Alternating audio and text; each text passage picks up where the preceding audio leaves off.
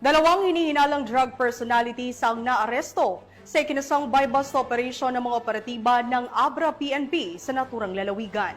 Ang detalye ng report mula kay Patrolwoman Jesly Sabado.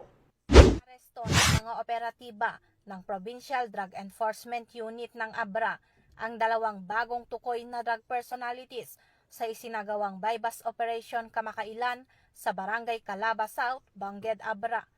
Kinilala ang mga suspek na kapwa 21 anyos, walang trabaho at nasa drug watch list bilang street-level individuals at tinuturing na pusher. Ang operasyon ay isinagawa sa koordinasyon ng Provincial Drug Enforcement Unit at Philippine Drug Enforcement Agency. Nasamsam mula sa mga suspek ang tinatayang 15.74 gramo ng hinihinalang shabu na may standard drug price na humigit kumulang 107,032 pesos.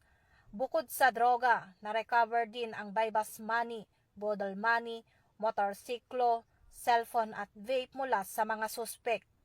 Isinagawa ang inventaryo ng mga ebidensya sa presensya ng mga suspek, isang barangay kagawad at isang media representative mula sa Radyo Natin Bangged.